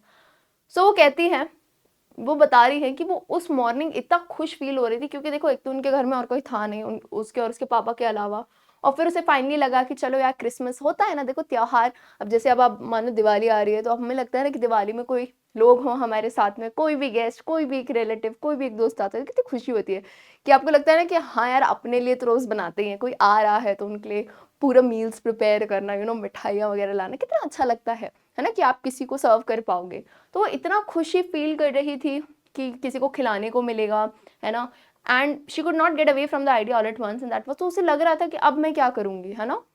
तो इसलिए उसने उसका साइड लिया और कहती है I am thinking of the stranger, और मैं बोलते हैं कि मैं अनजान आदमी के बारे में आज सोच रही हूँ, है ना। He walks and walks the whole year long, कि पूरे साल भर के क्या ही करता है ना, ये आदमी पूरे साल भर भटकता रहता है, एंड कोई भी एक जगह नहीं होगी जहाँ इसे पनाह मिले, जहाँ उसे वेलकम किया जाए, है ना, जैसे उसे जहाँ उसे घर वाली फीलिंग आए। Wherever he turns, he is chased away, और जहां भी वो जाता है उसे भगा दिया जाता है। Always he is afraid of being arrested and cross examined, और जैसा कि उसने उसकी आंखों में देखा था कि हमेशा वो एक डर में रहता था कि कहीं कोई पकड़ न ले आके, है ना, या कहीं उससे कोई फालतू पूछताछ न कर ले कि तुमने तो नहीं चुराया है ये वो। तो वो कहती है I should like to give him, मैं चाहती हूँ कि हम उसे एक दिन दे, है ना, पूरे साल में 365 डेज में सिर्फ एक दिन क्रिसमस ईव का, जहाँ पे वो शांति से रह सके हमारे साथ, just one in the whole year. Iron master speechless हो गया, उसने मन में कुछ बड़बड़ाया, है ना, लेकिन अब उसके पास कोई और ऑप्शन, कोई अच्छी बात ही नहीं थी कि उसको हम अपोज करें, है ना, क्योंकि इसने बात तो बहुत सही बोली उनकी बेटी ने। अब वो कहती है it was all a mistake of course, she is very kind actually. वो कहती है हाँ मैं मानती हूँ कि ये गलती थी कि आपने सोचा कि हम आपके कोई ओल्ड फ्रेंड थे, but anyway I don't think we owe to chase away a human being whom we have asked to come here and to whom we have promised Christmas cheer। तो कहती है लेकिन चाहे कोई भी हो, अगर ये आपके दोस्त नहीं है, लेकिन ये हमारी ड्यूटी है ना कि हमने एक इंसान से वादा किया है ना। आप तो ये सोच रहे हो अपने ओल्ड कैप्टन जो है उनसे वादा किया, लेकिन हमने एक इंसान से वादा किया है कि हम क्रिसमस ईव उनके साथ मनाएंगे, सब खाना पीना उनके साथ करेंगे, एंड आज हम उन्हें भगा दें जस्ट बिकॉज कि वो हमारे कोई पुराने दोस्त नहीं है, लेकिन ये गरीब आदमी है। तो बोला ये तो सही बात नहीं है ना, ये तो इंसानियत नहीं है, ठीक है। तो अब ये बात तो और आयरन मास्टर को छू गई। अब तो उसके पापा मतलब मान तो गए होते हैं, बस थोड़ा सा ताना मारते हैं, क्या कहते हैं, you do preach worse than a person, said the iron master, I only hope you won't have to repeat this। preach मतलब होता है सिखाना, पार्सन बेसिकली जो पादरी होते हैं, जो पंडित होते हैं, बोलते हैं कि तुम उनसे भी बहुत ही बुरा ज्ञान देती हो, है ना, मतलब क्योंकि उन्हें मानना ही पड़ा। ऐसे तो वो ताना दे रहे थे अपनी बेटी को, है ना, लेकिन वो कहते हैं एक बात, वो कहते हैं आई ओनली होप, कि मैं बस उम्मीद करता हूँ ये जो तुम आज एक्शन ले रही हो तुम्हें इसे रिग्रेट नहीं करना पड़े, पछतावा नहीं करना पड़े, है ना। तो थोड़ी सी ऐसे वार्निंग उसे दी एंड फाइनली वो यंग लड़की ने स्ट्रेंजर का हाथ पकड़ा और उसे लेके गई, टेबल पे लेके आई, है ना। कहती है बैठ जाओ, है ना। एंड समझ गई कि पापा ने तो मान गए हैं वो, है ना। एंड वो आदमी तो कुछ बोलेगा ही नहीं, मतलब वो तो एकदम ही शॉक कि यार पूरे जीवन में किसी ने एक तो उसका साइड कभी लिया नहीं, है ना। वो तो मतलब बिल्कुल ही हक्का बक्का हो गया था, है ना, कि अरे ये क्या चल रहा है भाई, है ना। बिल्कुल शांति से बैठा और खाना खाने लगा। Time after time he looked at the young, और थोड़ी थोड़ी देर में उस यंग लड़की को देख रहा था कि जिसने साइड लिया। अब सोचो है ये चोर, चोरियां करता है, भीख मांगता है, लेकिन सोचो किसी सामने वाले के कोई कोई अनजान इंसान के काइंड एक्ट से मतलब इसकी पूरी थिंकिंग ही बदल रही है ना। बिल्कुल हिल गया वो, उसको देखते ही जा रहा है कि यार कैसे इसने मेरा साइड लिया, कैसे इंसानियत आज भी जिंदा है। ठीक है, अभी स्टोरी खत्म नहीं हुई, अभी बहुत इंटरेस्टिंग स्टोरी है यार, है ना। थोड़ी लेंदी है बट इंटरेस्टिंग बहुत है, तो मजा आएगा, देखते रहो। वाई हैड, अब उसके दिमाग में सवाल ही सवाल, सवाल ही सवाल। अरे भाई तुम्हारे चाचा दादा मम्मी पापा तुम्हारे दोस्त, है ना, कोई तुम्हारे लिए करे तो समझ आता है। वो सोच रहा है why had she done it, मुझ जैसे अनजान इंसान के लिए, भिखारी के लिए क्यों वो ये करेगी। What could the crazy idea भी, मतलब क्या ही दिमाग उसका खराब हुआ होगा, क्या ही उसके दिमाग में होगा जो ऐसा करेगा। अब आफ्टर दैट हुआ क्या, इसके बाद क्रिसमस ईव एट रैम्स जो पास जस्ट है, मतलब शांति से क्रिसमस ईव गई, स्ट्रेंजर ने कोई ट्रबल नहीं किया, है ना। और पूरे टाइम वो कुछ नहीं कर रहा था, सोए जा रहा था। जो स्ट्रेंजर था, पेडलर था, वो सिर्फ सोए जा रहा था। द होल फोर नून ही ले ऑन द सोफा, पूरी जो नून थी वो क्या था, सोफा पे पड़ा हुआ था, है ना। फॉर नून का मतलब है सुबह से टाइम लेके, है ना, दिन का टाइम, पूरे टाइम वो पड़ा हुआ था। एट वन स्ट्रेच यानी एक ही बार में नून उठा। फॉर नून मतलब होता है नून से पहले का टाइम। सुन लो एक बार, ये समझ लो, नून क्या होता है, एग्जैक्ट 12 बजे 12 PM को नून कहते हैं। फोर यानी चार वाला फोर नहीं है, ये FORE 4 है। तो फोर नून यानी नून से पहले, 12 बजे से पहले, यानी मॉर्निंग का जो टाइम है उससे पहले वो एक स्ट्रेच में सोया, है ना। दिन में वो उठा, ठीक है, कहाँ था, नून में वो उठा, उसको उठाया गया, एक्चुअली उठा भी नहीं, कि यू नो थोड़ा अपना शेयर ले lay off the good Christmas fair, है ना। But after that he slept again, है ना। क्रिसमस का जो भी इनका शेयर होता है आप वो लो, एंड फिर से सो गया। मतलब ऐसा लग रहा था देख के कि इतने सालों से उस बेचारे को कभी चैन की नींद आई ही नहीं है, तो कुछ नहीं, बस शांति से सोता गया वो। इन द इवनिंग, शाम में जब क्रिसमस ट्री पूरी लाइट वाइट करी, उन्होंने उसे उठाया, है ना। थोड़ी देर आया ड्राइंग रूम में, ऐसा लग रहा था यूं तब भी ब्लिंक कर रहा था आंखें जैसे, तो है ना, कैंडल लाइट उसे हर्ट कर रही हो एकदम नहीं, एकदम से बहुत देर के बाद जब आप उठो तो एकदम लाइट पड़ती है तो आंखें यूं होती है ना, ब्लिंक करती हैं, ऐसा हो रहा था। बट उसके बाद भी वो चला गया, फिर से सोने लगा, है ना। फिर वापस गया डाइनिंग रूम में, खाया वाया, फिश खाई, पॉरेज खाई, ठीक है, बस सोता जा रहा था वो, है ना। एंड ठीक है, अब यहाँ पे एक चीज और थी कि वो आया था वापस अपना कोट देने, तो वो लड़की ये बताती है कि वो जो कोट आपको दिया गया था ना, वो क्रिसमस गिफ्ट है ना, उनके फादर की तरफ से वो क्रिसमस प्रेजेंट है और आप उसको रिटर्न मत करिएगा, है ना। एंड वो ये भी कहना चाह रही थी उन्हें कि अगर आप चाहें तो अगली क्रिसमस ईव के लिए आपको कोई जगह ना मिले तो जरूर हमारे पास आइएगा, है ना, हम आपको वापस से वेलकम करेंगे। The man with the rat traps, उसने कुछ भी आंसर नहीं किया, वो सिर्फ देखे ही जा रहा था उस यंग लड़की को इन बाउंडलेस अमेजमेंट। बाउंडलेस यानी एक ऐसा आश्चर्य जिसकी कोई सीमा ही नहीं, मतलब अभी भी वो शॉक फेज में ही जी रहा है कि भाई वाई, क्यों किया इसने ऐसा, है ना। अब अगली मॉर्निंग क्या हुआ, आयरन मास्टर और उनकी बेटी they woke up in good season to go to the early Christmas service. Early Christmas service basically church में ये प्रोसेस होता होगा कि आपको मॉर्निंग में जाना होता है, and you know you meet everyone and you do some work in the church, है ना, एक दूसरे से मिलते जुलते हैं। सो देयर वो गेस्ट वाज अस्लीप, गेस्ट यानी ये जो पेडलर था वो सो रहा था, ठीक है। तो उन्होंने कहा कि यार चलो मैं इसको डिस्टर्ब नहीं करते हैं, हम चर्च होके आते हैं। When at about 10 o'clock they drove, और 10 बजे अराउंड वो चर्च से वापस आ रहे होंगे। तो अब वो जो यंग लड़की थी ना, वो बहुत ही दुखी होके बैठी हुई थी। क्यों बोलो पलक मैम, चर्च में कुछ हुआ है, शायद हो सकता है। अब हुआ क्या, जब वो चर्च गए थे तो उन्होंने ये सुना कि उनका एक आध कोई पुराना क्रॉफ्टर था, है ना, जो यहीं पे रामजो आयरन वर्क में काम करता था। He had been robbed by a man who went around selling rat traps। लो भाई, छोटी सी दुनिया है ना, what goes around comes around, घूम फिर के वहीं आया। तो इन्होंने चर्च में ये बात सुनी कि इनका कोई पुराना क्रॉफ्टर होगा, उसके किसी रैट ट्रैप बेचने वाले ने पैसे चुरा लिए। अब ये तो और परेशान, ये और परेशान हो गई। क्यों? क्योंकि इसने तो पापा को दिलासा दिलाया था कि नहीं नहीं ये अच्छा इंसान है, ये है। और उन्होंने क्या न्यूज़ सुनी चर्च में कि किसी के वो तो पैसे चुरा के भागा था ऐसा कोई इंसान। तो अब इनने सोचा कि ये इंसान तो अभी हमारे घर में सो रहा है, हम तो बाहर हैं, कितनी चीजें चुरा के चला गया। मन में 100 ख्याल तो आएंगे ना यार, अजनबी इंसान घर में है। अब पापा गुस्से में कहते हैं, yes that was a fine fellow you let into the house. हाँ हाँ ये बहुत अच्छा इंसान था बेटा। अब तो ताने चालू पापा के, है ना, कि कितना अच्छा इंसान है जिसको तुमने घर में आने दिया, है ना। I only wonder how many silver spoons are left in the cupboard by this time. कहते हैं अब मैं तो बस सोच ही रहा हूँ कि हमारे कबर्ड में पता नहीं कितने सिल्वर स्पून रखे भी होंगे या नहीं, या वो सब ले गया चोर, है ना। एकदम से जल्दी आए वो। The wagon had hardly stop at front steps, यानी जो उनका रथ था, है ना, जो घुड़सवारी थी उनकी, वो थोड़ी रुकी ही थी। और एकदम से आयरन मास्टर का जो वैलेट था वो एकदम आया बाहर, और वो पूछ रहे थे कि वो है स्ट्रेंजर या नहीं। तो वो बताता है कि नहीं नहीं वो तो जा चुका है, ठीक है, कि वो तो जा चुका है। तो वैलेट ने कहा कि वो आदमी तो जा चुका है लेकिन उसने कुछ लिया नहीं है, कि सब चीजें वहीं की वहीं हैं, कुछ लिया नहीं है।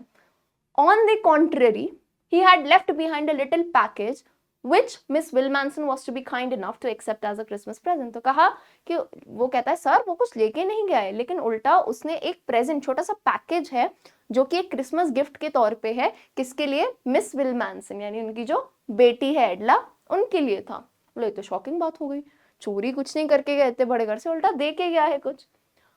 The young girl opened the package which was so badly done up, और वो गई और उसने इस पैकेज को खोला, which was so badly done up. Badly done up यानी अगेन उसके पास कुछ गिफ्ट रैपर्स तो होंगे नहीं, तो बहुत ही बुरी तरीके से उसने पैक किया होगा, सब दिख ही रहा होगा क्या रखा है। तो and she gave a little cry of Joy, और खुशी के मारे उसकी आंखों में एक आंसू आ गए।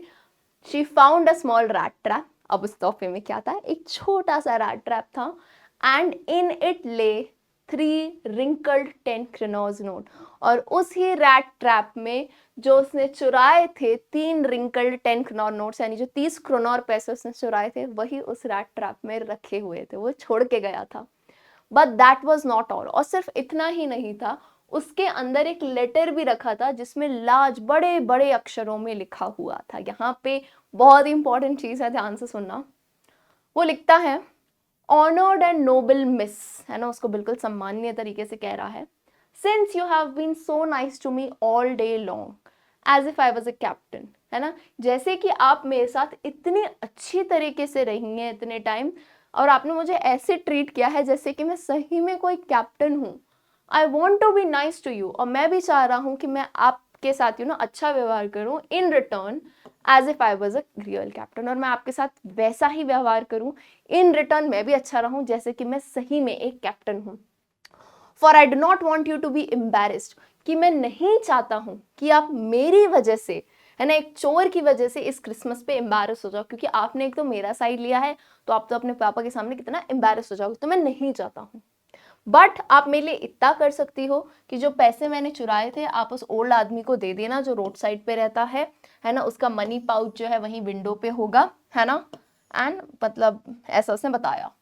The rat trap is a Christmas present, और वो कहता है कि ये जो रैट ट्रैप है ये एक क्रिसमस प्रेजेंट है, एक ऐसे रैट की तरफ से, है ना। वो रैट किसे कह रहा है? खुद को कह रहा है, स्वयं को कह रहा है ना, वो खुद को कह रहा है कि ये रैट ट्रैप जो है एक तोहफा है, एक ऐसे रैट की तरफ से, एक ऐसे चूहे की तरफ से जो इस दुनिया के जाल में फंस चुका था।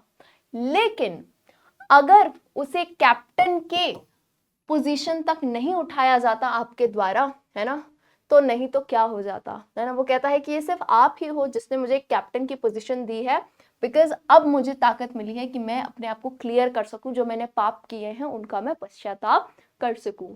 Return with friendship and high regard, और लास्ट में उसने जो है ना थैंकिंग वर्ड्स उसने करे हैं, like it was a complimentary closure, जहां उसने कहा कि दोस्ती से और हाई रिगार्ड से, बहुत सम्मान से आपको लिखा है। और सोचो उसने नाम क्या, आपने देखा होगा ना जब भी हम खत लिखते हैं, लेटर लिखते हैं, तो लास्ट में अपना नाम लिखते हैं, और उसने अपना नाम क्या लिखा?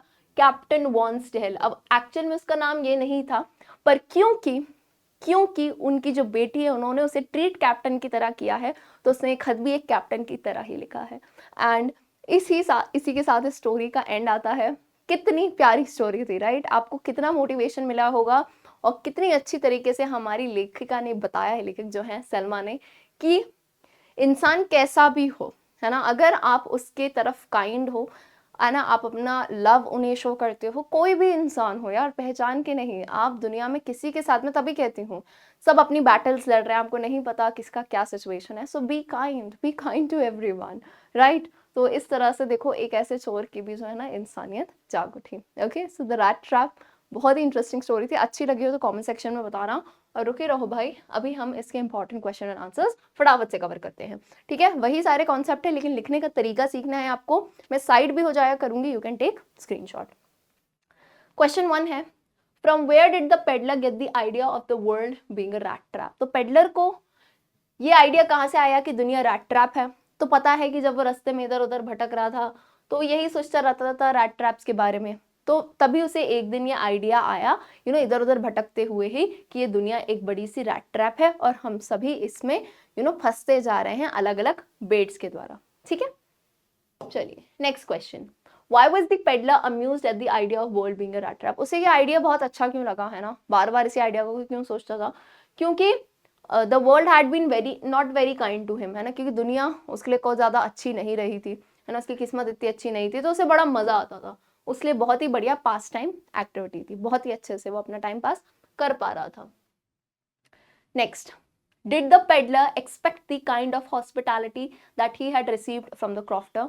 क्या उस पेडलर ने कभी ऐसी हॉस्पिटैलिटी सोची थी, एक्सपेक्ट करी थी, जो उसे वो क्रॉफ्टर कौन था बेटा? वो ओल्ड आदमी, अरे वही जिसका ग्रे कॉटेज था ना, जिसके घर वो गया था।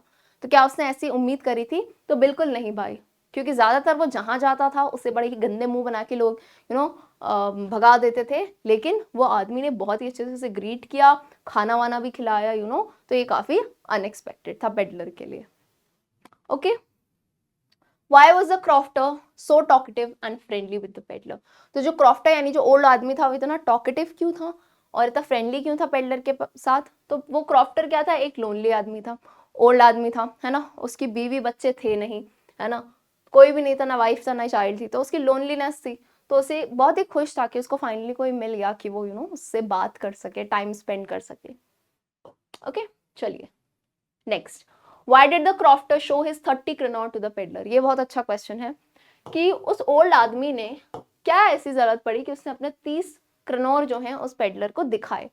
तो हुआ क्या, जब क्रॉफ्टर बता रहा था कि उसकी काऊ से, बॉसी काऊ जो है उसकी, बॉसी यानी बहुत ही नौटंकी वाली जो काऊ है, वो बहुत ही अलग थी और मिल्क देती थी, वो क्रीमरी यानी मलाई घी इन सब के लिए, चीज़ के लिए वो मिल्क देती थी हर दिन, और वो बता रहा था कि पिछले ही महीने उसने 30 करोड़ की कमाई करी थी। अब वो क्रॉफ्टर को ये लगा उसका चेहरा देख के कि वो मान ही नहीं रहा है उसकी बात, तो अपनी बात की बताने के लिए कि नहीं नहीं मैं सच बोल रहा हूँ, उसने 30 करोड़ दिखाए उसे। ठीक है, चलिए, What made the peddler think that he had indeed fallen into a rat trap? तो पेडलर को ऐसा क्या सोचने में, क्यों उसने ऐसा सोचा कि वो खुद भी इस रैट ट्रैप में गिर चुका है? तो हुआ क्या, बचने के लिए कि उसने पैसे चुराए हैं, वो क्या हुआ, उसने सोचा कि वो हाईवे से नहीं फॉरेस्ट से जाएगा, लेकिन जब वो फॉरेस्ट से गया तो वो इतना बड़ा और घना जंगल था कि वो बार बार उधर ही उधर एक ही जगह पे घूम रहा था और वो फंस चुका था। तो अब उसने ये सोचा कि अब उसकी खुद की भी बारी आ चुकी है इस मायाजाल में फंसने की। Next, Why did the iron master speak kindly to the peddler and invite him home? जो आयरन मास्टर था, आयरन मास्टर कौन? रैम्स जो आयरन वर्क्स का, है ना, रैम्स जो आयरन वर्क्स का जो आयरन मास्टर था, वो पेडलर से इतनी अच्छे से बात क्यों कर रहा था और उसे घर क्यों बुला रहा था? क्यों? क्योंकि उन्होंने क्या सोचा कि ये उनका ओल्ड रेजिमेंटल एक्वेंटेंस यानी पुराना, जहाँ आर्मी में वो काम करते थे वहां का पहचान का है, और उन्हें ऐसा लगा कि शायद जीवन में इनके साथ कुछ बहुत बुरा हुआ है, बुरी कंडीशन हुई है, तो उन्होंने कहा कि पुराने दोस्त हैं, वो क्रिसमस ईव पे उन्हें बुलाना चाहते हैं। ठीक है, next, Why did the peddler decline the iron master invitation to come to his home? अब वो घर बुला रहे हैं लेकिन पेडलर ने मना क्यों किया, क्यों नहीं जाना चाह रहा था वो? क्योंकि वो काफ़ी एम्बेरस्ड था, क्योंकि उसने ना उसी गांव में उसी जगह पे पैसे चुराए हैं, और उल्टा वो जो आदमी बुला रहा था घर, वो खुद आर्मी से पुराने आर्मी, मतलब आर्मी में था, रिटायर्ड था, तो ये तो ऐसा नहीं होगा कि लायंस डेन में अपने पैर पे खुद ही कुल्हाड़ी मारना या शेर के पिंजरे में खुद ही मुंह मारना जैसा हो जाएगा, तो इसलिए वो काफी डर रहा था और मना कर रहा था बार बार कि मैं नहीं आऊंगा। चलिए, What made the peddler accept Edla's invitation? How did he feel? अब आयरन मास्टर ने बुलाया, वो नहीं माना, लेकिन एडला जब उनकी बेटी आई तो वो क्यों माना? क्योंकि शी वॉज वेरी फ्रेंडली, है ना, और उसने पेडलर की फीलिंग समझी और उसको बहुत ही ज़्यादा अश्योर किया कि आप चिंता मत करिए, जितने फ्रीली आप आ रहे हैं उतने ही फ्रीली हम आपको जाने देंगे, बस क्रिसमस ईव हमारे साथ आप स्पेंड कीजिए, ठीक है। चलो, When did the Iron Master realize his mistake? अब आयरन मास्टर को अपनी गलती का एहसास कब हुआ? कौन सी गलती? जो उन्होंने समझ लिया था कि ये उनका पुराना दोस्त है। अब क्या हुआ? तब तो अंधेरे में देखा था और ऐसे गंदा गंदा सा था, दाढ़ी वाड़ी थी। अब जब ब्रॉड डे लाइट यानी दिन के टाइम में जब प्रॉपर शेव वेव करके नहा धो के आया, तब तो वो बिल्कुल गलती नहीं करेंगे यार, दोस्त का चेहरा पहचानने में गलती थोड़ी ना करेंगे। तो वो समझ गए कि भाई ये तो मेरे पुराने दोस्त नहीं है, और तब उन्हें उनकी गलती का एहसास हुआ। Next, what did the peddler say in his defense when it was clear that he was not the person the iron master had thought he was? तो अब पेडलर ने अपने डिफेंस में क्या कहा, अपनी रक्षा में, कि जब वो तो समझ गया कि वो उनका पुराना दोस्त नहीं है, तो उसने यही कहा कि मैंने तो ऐसा कुछ नहीं कहा था, मैं तो गरीबी आदमी था और मैं तो बोल भी नहीं रहा था कि मैं कैप्टन हूँ, सिर्फ इतनी परमिशन मांग रहा था कि मैं आपके फर्नेस में सो जाऊं और अगले दिन चला जाऊं, तो मेरी गलती नहीं है, ऐसा वो डिफेंस में कह रहा था अपने। Next, why did Edla still entertain the peddler even after she knew the truth about him? अब एडला को पेडलर की सच्चाई पता चल गई, फिर भी उसने उसे क्यों, है ना, रोक के रखा। एंटरटेन का मतलब होता है कि फिर भी उसको अपने घर पे क्यों रखा उसने। तो एडला वॉज वेरी नोबल हार्टेड, है ना, बहुत ही साफ दिल की थी वो, है ना, बहुत ही काइंड थी, बहुत ही दयालु थी।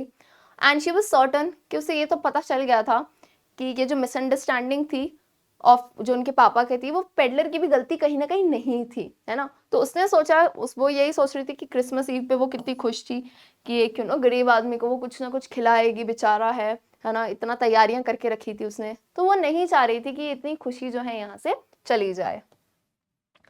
Why was Edla happy to see the gift left by the peddler? Peddler last में जो गिफ्ट छोड़ के गया, एडला खुशी के मारे रो पड़ी थी। तो ऐसा क्यों था?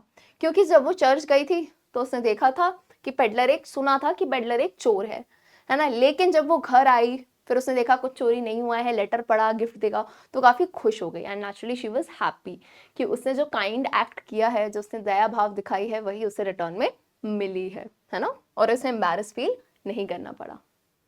Okay, now this is again a very good question which has been asked बहुत बार. Why did the peddler sign himself as Captain Wonsdale? बहुत लोगों को समझ नहीं आता है कि जो लेटर जब खत्म हुआ था, लेटर के आखिरी में उसने अपना नाम कैप्टन वॉन्सडेल क्यों लिखा था?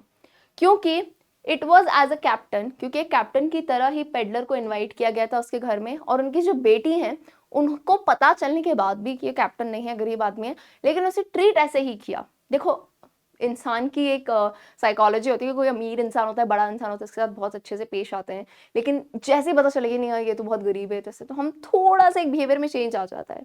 लेकिन उनकी बेटी ने बिल्कुल ही कैप्टन की तरह ट्रीट किया, तो इसलिए उसने जो है ना अपनी कैप्टन के तौर पे ही बिहेव किया, है ना, कुछ चोरी नहीं की, उल्टा जो चोरी की थी वो रख के गया और उसके लिए गिफ्ट दे के गया, एंड इसीलिए उसने अपने आप को एज अ कैप्टन साइन किया।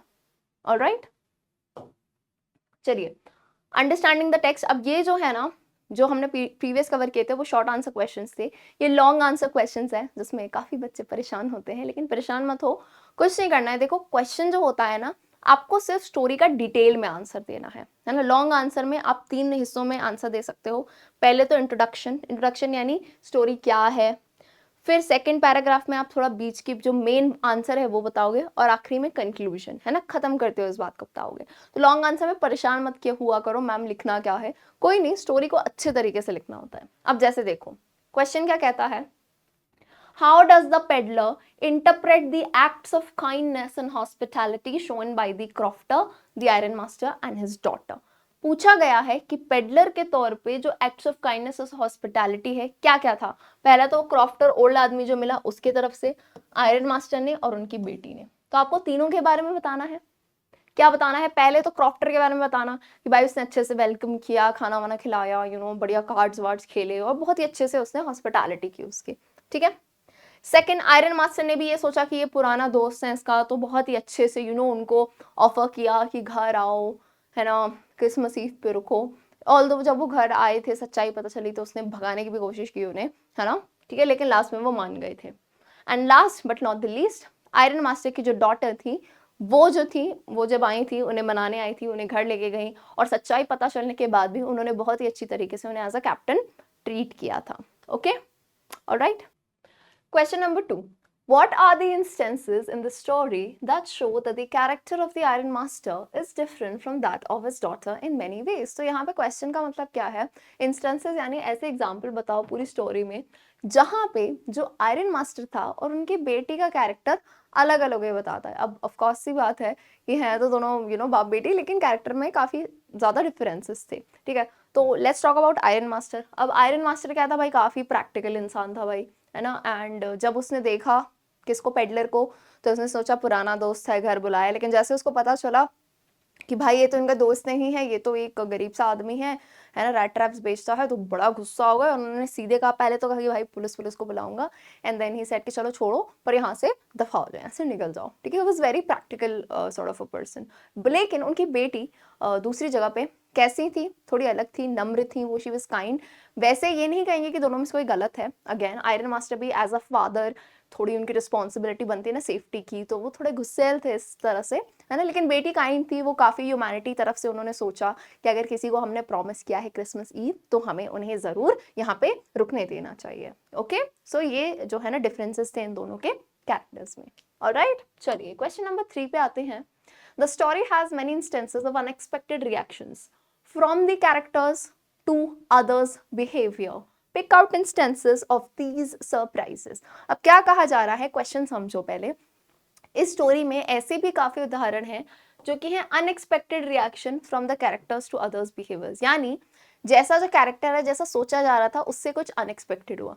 जैसे मैं आपको बताती हूँ, अब जो पेडलर था, जब वो किसके घर गया, वो क्रॉफ्टर जो बूढ़े आदमी था, उसका दरवाज़ा खटखटाया, तो अनएक्सपेक्टेडली, क्योंकि ज़्यादातर उसे क्या लोग बहुत ही गंदा मुंह बना के देखते हैं, भगा देते हैं, लेकिन अनएक्सपेक्टेडली उस ओल्ड आदमी ने उसे कितने अच्छे से बुलाया, and it was like very welcoming, and उसको खिलाया पिलाया भी। तो that was a unexpected instance. एक तो ये हो गया, है ना, जो उसने सोचा था वैसा नहीं, कुछ और ही हुआ, है ना। दूसरा क्या, पेडलर जब रैम्स जो आयरन वर्क्स में घुसा, है ना, जब वो फर्नेस के अंदर फॉरेस्ट से होके वहाँ घुसा, तो उसने सोचा कि कोई इसे देखेगा, ध्यान देगा, लेकिन जो लोहार था वो बिल्कुल ही ध्यान नहीं दे रहा था, अपना काम कर रहा था, क्योंकि उसके लिए काफ़ी कॉमन था कि कोई भी ऐसे गरीब लोग आते हैं सर्दी में और थोड़ी गर्माश के लिए रात गुजार के चले जाते हैं।